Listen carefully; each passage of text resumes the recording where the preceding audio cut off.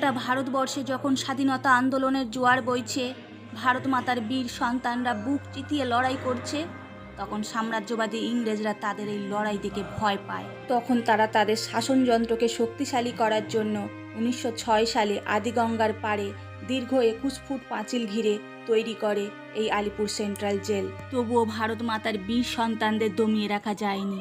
বিপ্লব আগুনের মতো ছড়িয়ে পড়ে। ক্ষুদিরাম বসু, দীনেশ গুপ্ত, বিনয় বাদল দীনেশের মতো তরুণ বিপ্লবীরা এই আন্দোলনে সামিল হয়। এর ফলে বহু স্বাধীনতা সংগ্রামীদের শেষ ঠিকানা হয় এই আলিপুর সেন্ট্রাল জেল। সুভাষচন্দ্র বসু, যতীন্দ্রমোহন সেনগুপ্ত, বিধানচন্দ্র রায়, জওহরলাল নেহেরু, বহু নেতাদের বন্দী করা হয়েছিল এই আলিপুর জেলে। ভারতবর্ষের মানুষদের স্বাধীনতার ইচ্ছা শক্তিকে দমন করার জন্য জেলের মধ্যে বসানো হলো ফাঁসি কাঠ।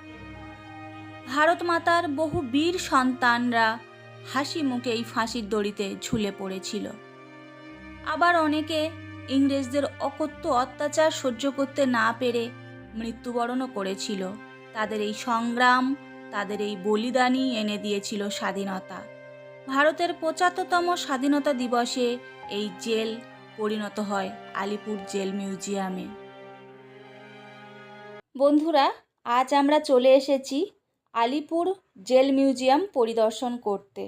এখানে আসতে গেলে কিভাবে আসতে হবে বলে দিই। যদি মেট্রোতে করে আসো তাহলে যতীন দাস পার্ক মেট্রো স্টেশনে নেমে হাজরা মোড় থেকে গাড়ি বা অটোতে করে চলে আসতে পারো। 10 টাকা ভাড়া নেয়।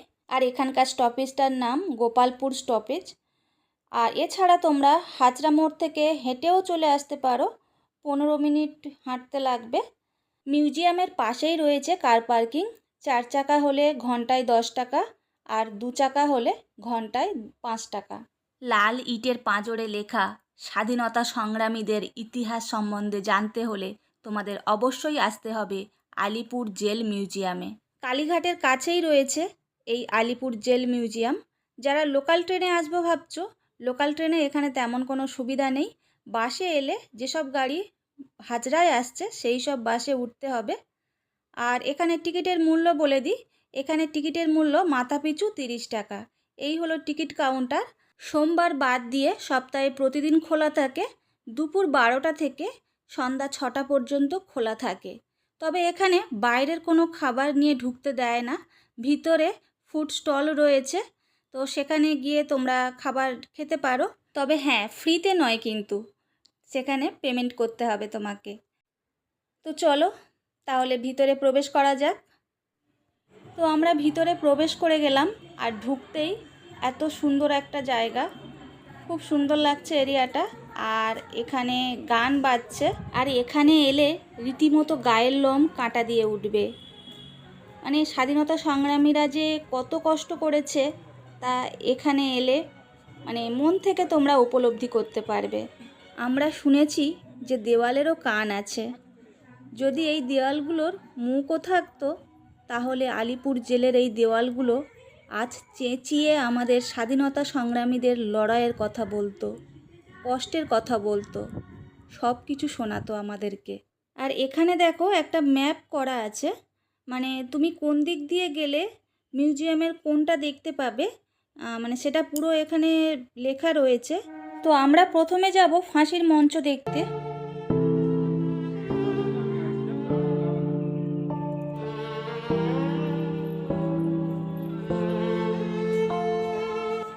এই হচ্ছে ফাঁসির মঞ্চ, যেখানে ব্রিটিশ সাম্রাজ্যের বিরুদ্ধে বিরোধিতা করার জন্য অনেক স্বাধীনতা সংগ্রামীদের ফাঁসি দেওয়া হয়েছিল।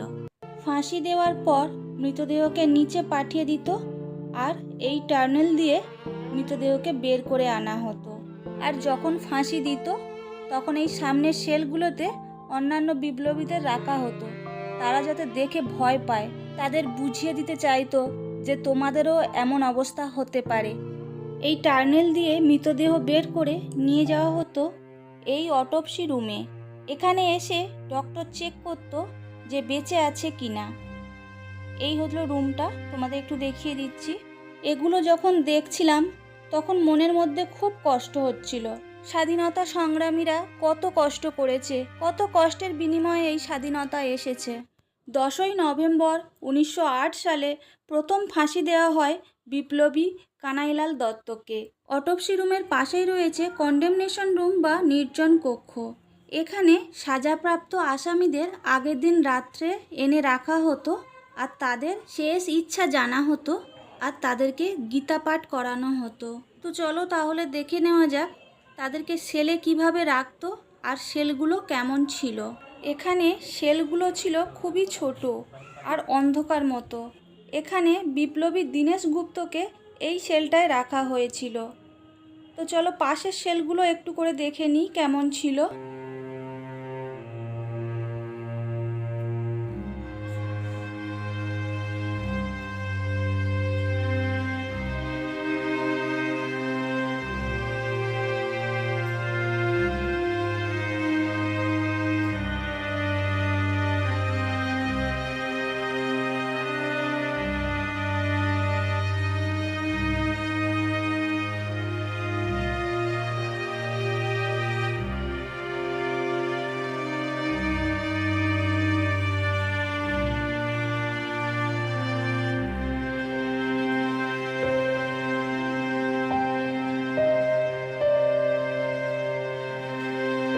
এখানে এবারে রয়েছে নেতাজি কক্ষ, বিধানচন্দ্র রায় কক্ষ, চিত্তরঞ্জন দাস কক্ষ, যতীন্দ্রমোহন সেনগুপ্ত কক্ষ। এনাদেরকে যে সেলগুলিতে বন্দি করে রাখা হয়েছিল চলো সেগুলো একটু দেখে নিই।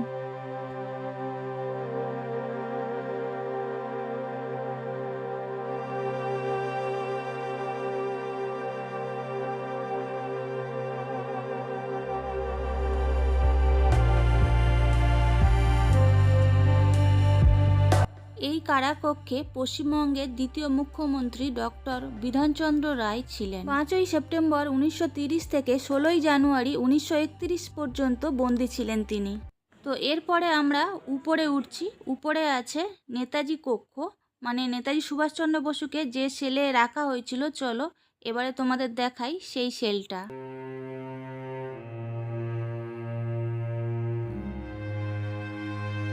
এখানে যেমন নেতাজি সুভাষচন্দ্র বসুকে বন্দি করে রাখা হয়েছিল, তেমনি দেশবন্ধু চিত্তরঞ্জন দাসও বন্দি ছিলেন।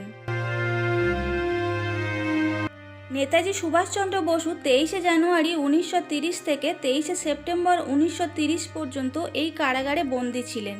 তার মানে যেদিন ওনার জন্মদিন ছিল সেদিনও তিনি এই কারাগারেই বন্দি ছিলেন।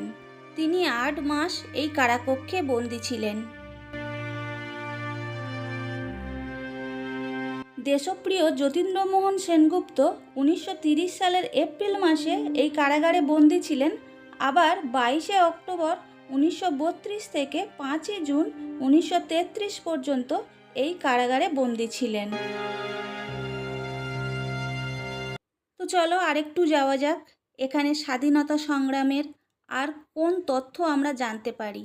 এরপর আমরা চলে এসেছি নেহেরু কক্ষে, মানে যেখানে ভারতের প্রথম প্রধানমন্ত্রী জওহরলাল নেহেরু কারাবন্দী ছিলেন। তো চলো আমরাও দেখে নিই আরও কিছু তথ্য জানতে পারি কিনা, আর সেই সঙ্গে তোমাদেরও দেখাচ্ছি, দেখে নাও।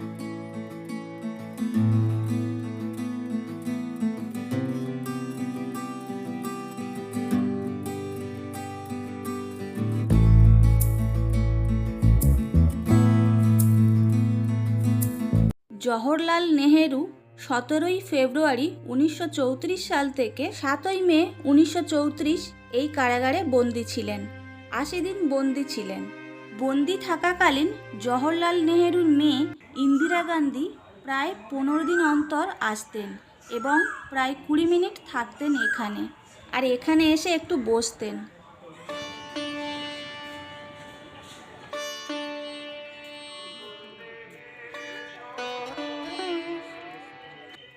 এরপর যাব আমরা 1 নম্বর এবং 2 নম্বর সেল। তো এখানে এসে দেখছি মানে এই জায়গাটায় কিছু নেই, খালি আছে। তো এই জায়গাটায় যেটা লেখা আছে দেখলাম আগে 40-50 জন করে এক একটা সেলে রাখা হতো, আর এর ভিতরে এত গাছপালা রয়েছে, চারিদিকে শুধু কোকিলের ডাক শোনা যাচ্ছে। বেশ মনোরম পরিবেশ।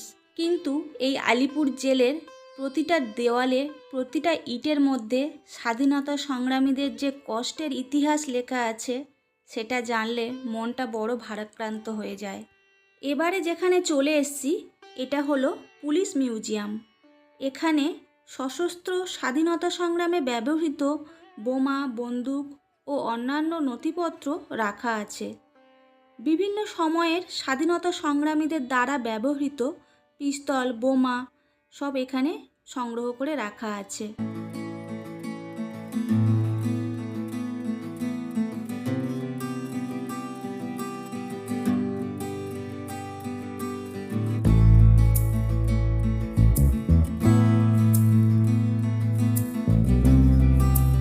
এই আলিপুর মিউজিয়ামে ঘুরতে ঘুরতে চারিদিকে শুধু চোখে পড়ছে কাঁঠাল গাছ। আর দেখতে পাচ্ছ এক একটা গাছে মানে কতটা করে কাঁঠাল ধরে আছে, প্রচুর পরিমাণে কাঁঠাল ধরেছে। তো ভাবলাম তোমাদের একটু ভিডিওতে দেখিয়ে দিই। শুনতে পাচ্ছ কোকিলের ডাক? প্রচুর কোকিল ডাকছে এখানে। দিনের বেলা তো খুব ভালো লাগছে, তবে রাত্রেবেলা এখানে কিন্তু থাকাটা খুব চাপের, মানে গা ছমছম ব্যাপার থাকে একটা। তো এবারে যেখানে এসছি এখানে আছে বন্দীদের জীবনচর্চা, মানে এই জেলে, আলিপুর জেলে যারা বন্দি থাকতো, যেসব বিপ্লবীরা, তাদের জীবনযাপন কেমন করে কাটতো, তো সেটা তোমাদের দেখাবো। চলো, এখানে কিছু মডেলের মাধ্যমে যারা বন্দি থাকতো তাদের জীবনযাপন কেমন করে কাটতো সেটাকে তুলে ধরেছে। যারা বন্দি থাকতো তাদের উপরে কতটা অত্যাচার হতো দেখো, মানে চাবুক মারতো, আর চাবুকটা যে কিভাবে তৈরি দেখলে না তুমি আঁতকে উঠবে। দেখতে পাচ্ছ ওর গায়ে মানে পিরেক লাগানো আছে ঘন ঘন। এই চাবুক দিয়ে যদি মারা হয় তাহলে কতটা যন্ত্রণা হয়, কতটা সহ্য করেছে আমাদের ভারত মাতার বীর সন্তানরা, কত কষ্ট করে তবে স্বাধীনতা ছিনিয়ে এনেছে। তো এখানে দেখো যারা বন্দি থাকতো তাদের দিয়ে তো কাজ করাতো। তারপর আরেকটা জিনিস দেখাচ্ছি, দেখো এই যে বন্দি বিপ্লবী, এনার চোখটা ভালো করে দেখো, মানে একটা চোখ নেই, এত অত্যাচার করতো, অনেককে মাঝে মধ্যে চোখও তুলে নিত, মানে এতটা অত্যাচার করতো। তো দেখো এখানে বন্দিরা জামা কাপড় কাচ্ছে, তো মানে জেলের মধ্যে তারা কি করতো সেটাকে তুলে ধরেছে। তো চলো তোমাদের দেখাই।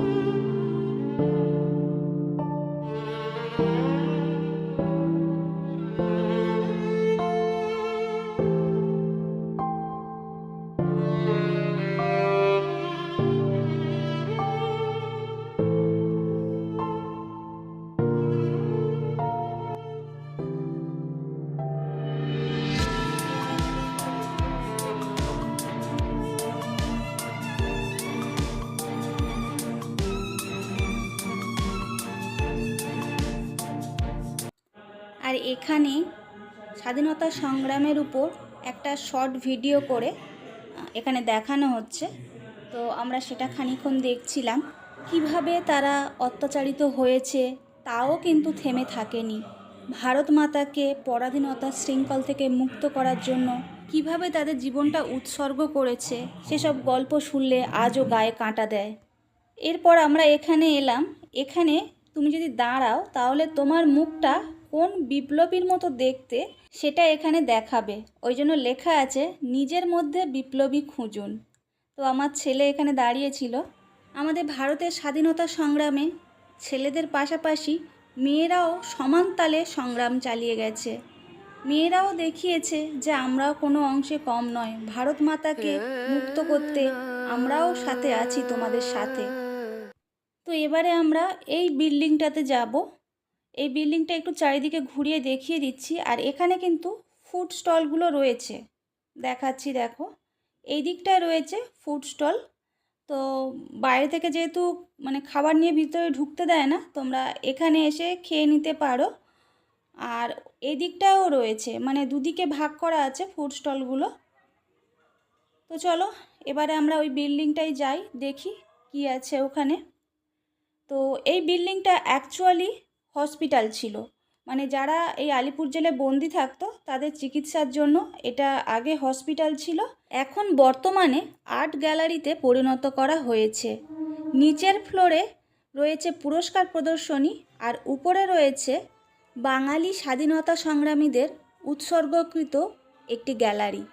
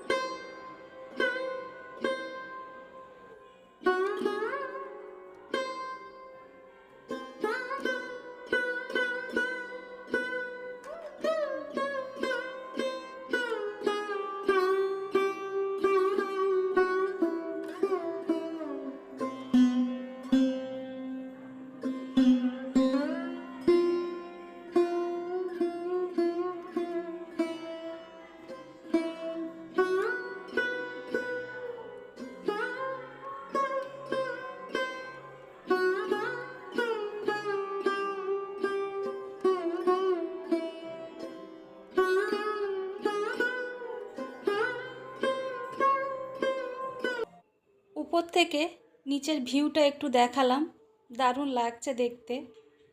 আর মেনটেনেন্সের কাজও চলছে অনেক জায়গায়। তো চলো এই বিল্ডিংটায় আরও কিছু দেখা বাকি আছে, সেগুলো একটু দেখে নিই।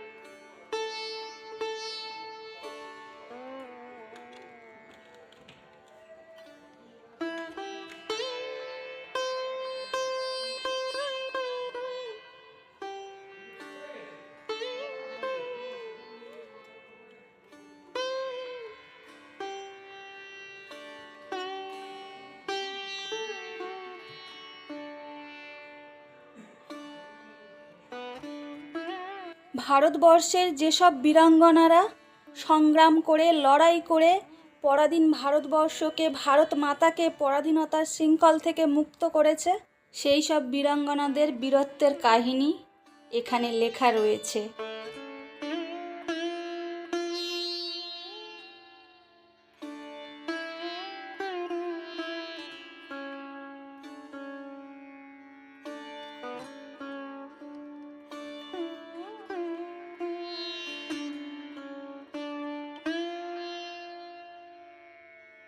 1922 খ্রিস্টাব্দে 23শে নভেম্বর ধূমকেতু পত্রিকায় আনন্দময়ীর আগমনী কবিতা প্রকাশ করার অপরাধে কুমিল্লা থেকে গ্রেপ্তার করা হয় কবি কাজী নজরুল ইসলামকে এবং কলকাতায় নিয়ে আসা হয়।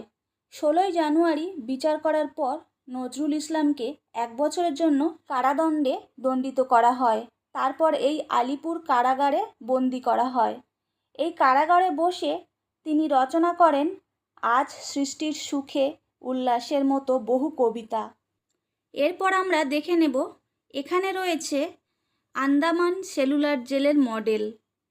আগে কিছু কিছু বিপ্লবীদের সেলুলার জেলে পাঠানো হতো, এটাকে বলা হয় দ্বীপান্তর। তো সেলুলার জেলে দিয়ে আসার পর তাদের আর কোনো খবর পাওয়া যেত না। যেসব বিপ্লবীদের ইংরেজরা দমিয়ে রাখতে পারতো না, শেষ পর্যন্ত তারা এই সেলুলার জেলে পাঠিয়ে দিত। একে কালাপানি জেলও বলা হয়ে থাকে। এরপর আমরা দেখে নেব তাঁতকলের জায়গাটা। এখানে বন্দি থাকা জেলেদের উপর যেমন অত্যাচার করা হতো, তেমন কঠোর পরিশ্রম করিয়ে নেওয়া হতো। তাদেরকে দিয়ে তাঁত বুনিয়ে নেওয়া হতো। তো সেই ছবি এখানে তুলে ধরেছে।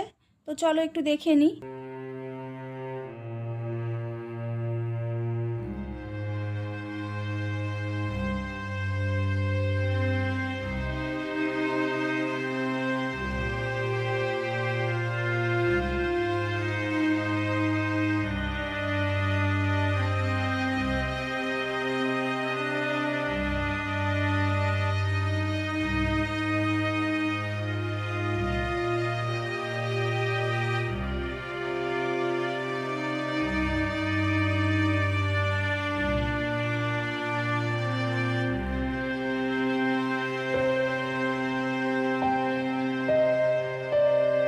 তো বন্ধুরা, মোটামুটি আমাদের আলিপুর জেল মিউজিয়াম পরিদর্শন করা শেষ হলো।